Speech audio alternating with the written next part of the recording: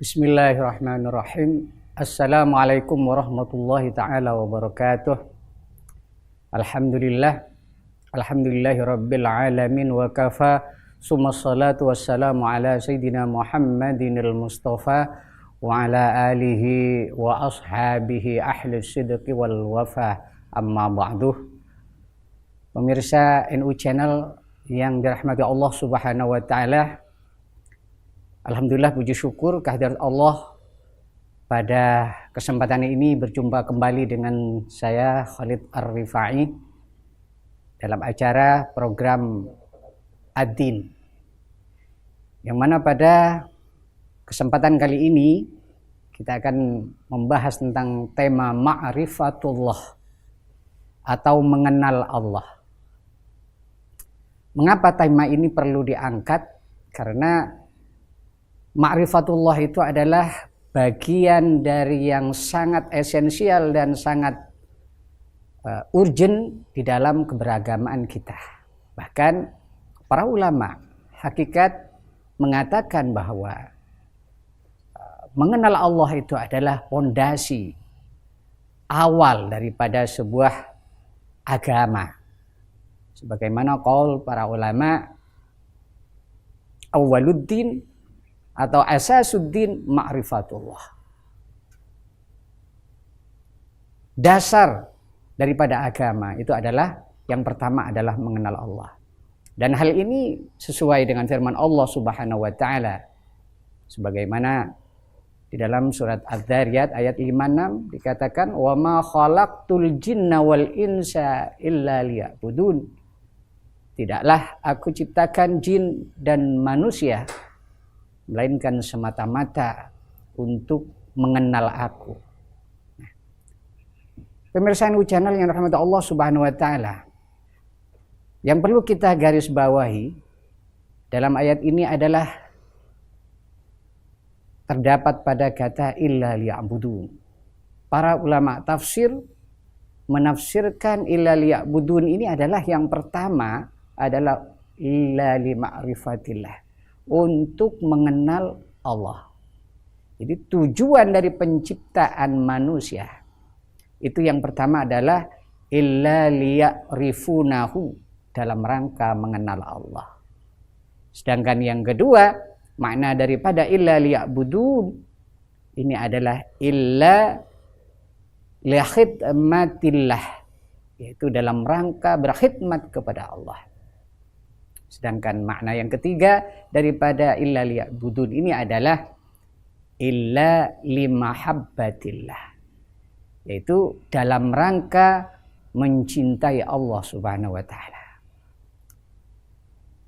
Pemirsa NU Channel yang dirahmati Allah Subhanahu wa taala, bahwa di dalam ayat ini untuk menuju kesuksesan dan kesempurnaan di dalam peribadatan kita, untuk menuju kesempurnaan dalam tujuan penciptaan kita sebagaimana diharapkan Allah Subhanahu wa taala, tidaklah cukup hanya sekedar beribadah saja. Tapi yang paling penting, yang paling pondasi, yaitu adalah yang pertama adalah mengenal Allah. Yang kedua, setelah kita mengenal Allah, baru kita adalah menyembahnya, berkhidmat, mengabdi kepadanya. Dan yang ketiga, yaitu adalah setelah mampu kita mengenal, beribadah, berkhidmat kepadanya dengan berbagai ritual ibadah, diharapkan kita mampu mencintainya. Inilah tujuan penciptaan manusia. Selanjutnya, pemirsa NU Channel yang dirahmati Allah Subhanahu wa taala, lalu bagaimana kita cara mengenal Allah itu? Maka kemudian para ulama merumuskan bahwa mengenal Allah itu ada tahapan-tahapan yang harus dilakukan. Yang pertama adalah mengenal zatnya. Mengenal zatnya. Siapa itu Allah? Zatnya seperti apa? Itulah pertanyaan yang mendasar, yang mengawali untuk pengenalan kita kepada Allah. Pasti akan bertanya tentang wujud Allah. Wujud Allah itu ada, disebut wujud karena dia ada. Adanya seperti apa? Maka dalam hal ini kemudian Allah menjelaskan tentang zat Allah itu sendiri dalam Al-Quran, bahwa wujudnya itu adalah laisa kamitslihi syai'un fil ardi wala fis sama. Bahwa wujud Allah itu tidak ada yang menyamai, yang menyaingi dan membandingi sesuatu apapun yang ada di muka bumi ini. Itu. Kenapa? Karena dia adalah wujud satu-satunya. Wujud yang tidak ada bandingannya. Dan wujud yang tidak ada yang menyerupainya. Maka itu adalah disebut ahadul wujud. Ya, wujud satu-satunya. Itu adalah bagian daripada mengenal zatnya Allah. Terus yang kedua, setelah kita mampu mengenal zat Allah, kita diharapkan mengenal asma'nya, nama-namanya. Ya, sebagaimana kita kenal di dalam Al-Quran, Allah mengenalkan nama-nama Allah itu yang kita kenal adalah ada 99 nama atau yang disebut Asmaul Husna. Namun apakah hanya itu nama-nama Allah itu? Tentu tidak. Nama Allah itu dikatakan oleh para ulama itu sangat banyak jumlahnya. Sangat besar jumlahnya, bahkan melebihi jumlah daripada semua makhluknya. Namun kenapa Allah hanya mengenalkan 99 nama itu? Karena Allah sangat tahu terhadap kapasitas, kemampuan, keilmuan daripada makhluk-makhluk ciptaannya. Bahwa yang bisa dikenalnya kurang lebih hanya dalam hitungan jumlah 99 nama. Itu maka disebut Asmaul Husna. Nah, setelah itu, setelah kita nanti mampu mengenal nama-nama yang 99 itu, maka semua nama-nama yang banyak itu adalah bermuara dari satu nama, yaitu Allah. Dan semua nama-nama adalah bersumber darinya. Dan ada suatu analisa yang sangat menarik yang digambarkan, dianalisa dan diulas oleh Syekh Ibnu Athaillah As-Sakandari tentang nama Allah ini, bahwa Allah ini, nama Allah ini adalah terdiri dari 4 huruf. Namun dari 4 huruf ini, seandainya setiap huruf itu dibuang atau dipreteli satu persatu, maka tetap akan merujuk kepada keesaan Allah. Ini yang menarik. Mari kita buktikan. Hadirin yang dirahmati Allah Subhanahu wa taala. Allah, kata Allah, alifnya sendiri banyak dari para ulama mengartikan adalah bermakna ahad. Ahad itu adalah satu-satunya. Artinya kalau satu-satunya tidak ada yang lain. Bahwa yang wujud itu hanya Allah. Artinya yang punya nama itu hanya Allah. Karena semua nama-nama yang ada di dunia ini adalah bersumber dari namanya, asma'nya. Itu ahad. Allah itu alifnya bermakna ahad. Terus jika kalimat Allah, kalafat Allah ini dibuang alif yang pertama, maka dia tersisa dan bisa dibaca dengan lillahi. Apa artinya lillahi itu? Lillahi itu adalah maknanya karena Allah. Artinya semua kembali kepada asma Allah. Nah, seandainya lam yang pertama dibuang kembali, maka yang tersisa dan dibaca adalah lahu. Lahu ini adalah artinya milik Allah. Jadi tetap kembali kepada Allah walaupun semua hurufnya dibuang, dipretel satu persatu. Ini uniknya daripada rahasia asma Allah ini. Lahu di dalam Al-Quran banyak. Lahu ma fis samawati wa ma fil ardh. Bagi Allah, milik Allah apa yang ada di langit dan ada di bumi. Dan yang terakhir, setelah lam yang pertama dibuang sisa lahu, kemudian lam yang kedua dibuang lagi. Maka yang tersisa adalah hu. Nah, hu ini dalam bahasa Arab disebut domir. Domirun mustatir. Domirun muttasil. Mustatir. Jadi domir yang bersambung, yang menyimpan rujukan, yang mana rujukannya itu, hu-nya itu adalah kembali kepada Allah. Dan ini banyak di dalam Al-Quran. Ya, huruf hu, domir hu, hi, itu yang merujuk kepada Allah. Yang paling banyak, ya, setelah diteliti yang paling banyak itu adalah domir hu, itu ada di dalam ayat kursi. Dalam ayat kursi itu ada 7 domir yang merujuk, yang kembali kepada lafaz Allah. Mari kita baca dan kita teliti. Allahu la ilaha illa wal hayyul qayyum. Allahu la ilaha illa wal hayyul qayyum la ta'khuduhu. 1. La ta'khuduhu ada pada kata hu. Sinatu wala naum. Lahu, nah itu juga hu-nya kembali kepada Allah. Lahu ma fis samawati wa ma fil ardh. Man dalladzi yashfa'u 'indahu, hu-nya indahu illa bi idznihi. 4. Ya'lamu ma baina aydihim wa ma khalfahum wa la yuhituna bi syai'in min ilmihi illa bima syaa. Wasi'a kursiyyuhu as-samawati wal ardh wa la ya'uduhu hifdhuhuma wa huwal 'aliyyul 'azim. Ada 7 dhamir, ya, yang kembali kepada Allah. Maka tidak heran kalau ayat kursi ini termasuk ayat yang sangat dahsyat, yang sangat populer dan sangat dikenal dan dihafal oleh kalangan umat Islam di seluruh dunia.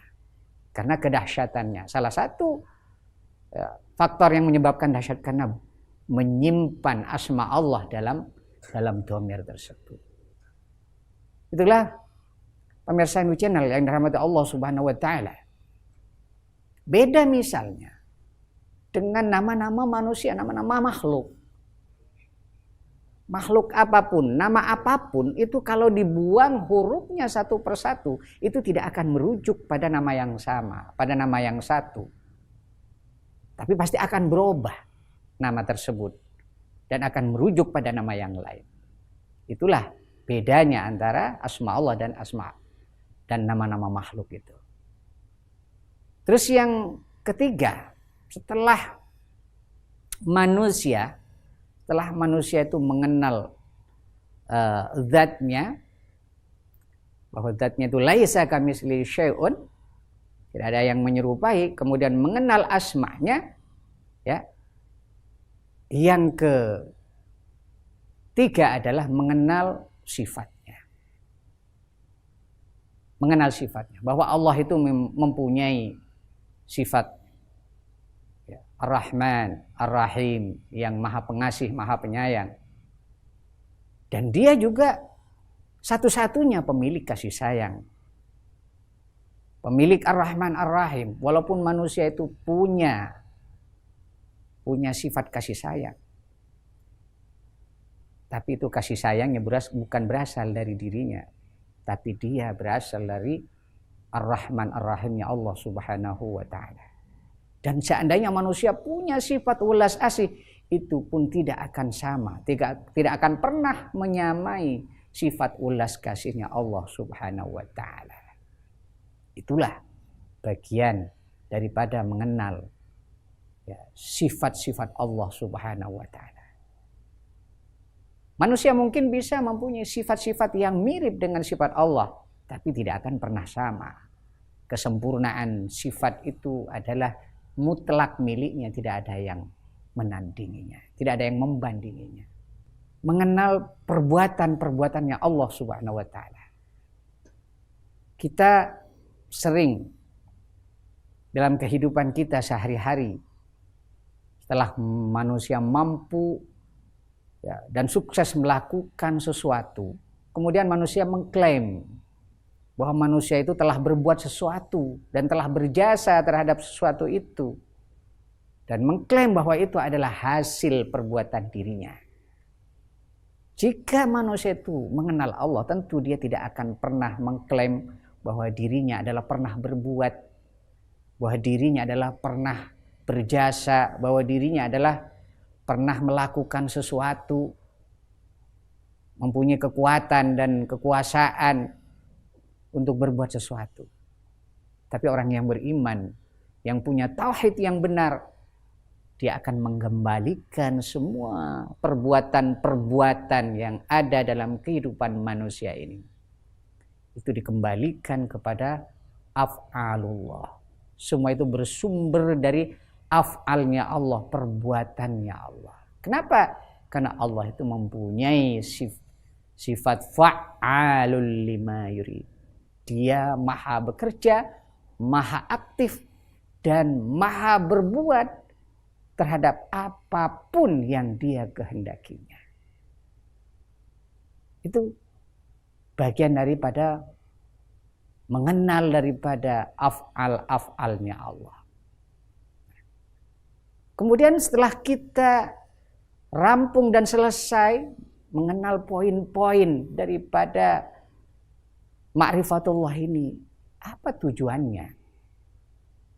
Yang pertama adalah tujuannya supaya kita tambah yakin kepada Allah Subhanahu wa Ta'ala, bahwa Allah itu adalah wujud satu-satunya. Karena Allah itu disebut wujud satu-satunya, maka logikanya adalah tidak ada wujud yang lain selain Allah. Tidak ada wujud yang lain selain Allah. Termasuk makhluk manusia alam semesta itu sebenarnya tidak ada.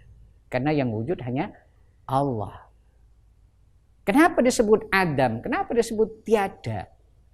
Karena makhluk alam semesta ini adalah maujud, adalah sesuatu yang diadakan. Di mana sesuatu yang diadakan itu adalah berasal dari tiada menjadi ada. Maka itu disebut maujud. Nah, contoh yang nyata bahwa semua makhluk alam semesta ini berasal dari tiada.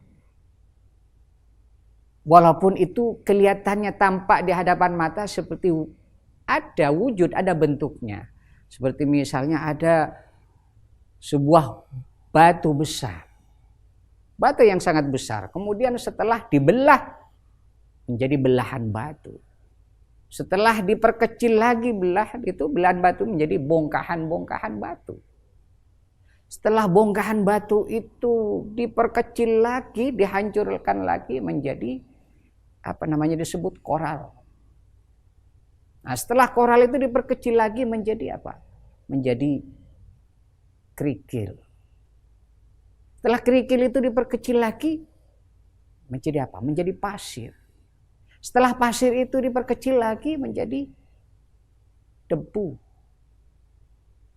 Setelah debu itu diperkecil lagi, tinggal apa? Tinggal ion-ion, tinggal energi-energi yang tidak terlihat, yang hanya bisa dirasakan oleh kita. Nah, itu menunjukkan bahwa sebenarnya makhluk itu sebenarnya tiada. Dan dia bisa fana, hancur, tidak berbentuk sama sekali. Seperti tadi proses terjadinya proses penghancuran batu dari batu yang besar menjadi sampai tinggal energi-energi saja. Nah, ini menunjukkan bahwa makhluk itu tidak wujud. Yang wujud itu hanya Allah Subhanahu wa ta'ala. Nah, dari ini apa yang perlu kita simpulkan dari pengenalan diri kepada Allah Subhanahu wa ta'ala? Ini mengajarkan kepada kita supaya kita ini tidak merasa berjasa, merasa eksis, kemudian merasa hebat, merasa berbuat, dan akhirnya kemudian melahirkan sebuah kesombongan, kepongahan, ketakjuban kepada diri sendiri, yang mana ini akan merusak nilai-nilai kehambaan kita dan merusak tujuan penciptaan kita selaku makhluk Allah Subhanahu wa ta'ala, yang diharapkan kita setelah diciptakan ini mampu mengenal Allah, berkhidmat, beribadah kepada Allah, kemudian mencintai Allah, sehingga kita menjadi makhluk yang sempurna, yaitu yang disebut ibadullah atau ibadur rahman, hamba yang disayangi Allah, hamba yang dikasihi Allah, dan kita termasuk hamba-hamba yang menyayangi Allah Subhanahu wa ta'ala. Sehingga dengan menyadari kelemahan kita, bahwa kita ini adalah makhluk yang tiada, ya, makhluk yang lemah, sehingga kita menyadari bahwa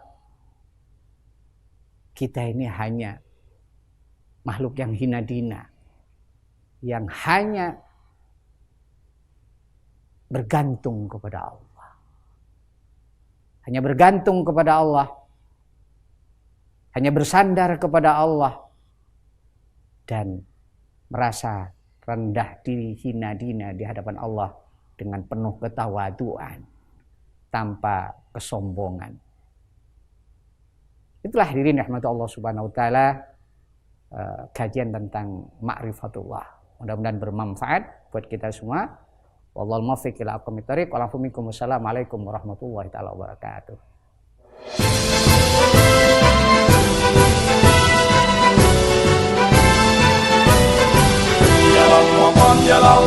Yalal waton hubbul waton minal iman warakakum minal hirman inhadu alal waton yalal waton hubbul waton minal iman warakakum minal hirman inhadu alal waton. Indonesia biladi anta unwanul fakhoma kullu mayya tika yawma qawmi hayyal qawmama kullu mayya tika yawma qawmi hayyal qawmama.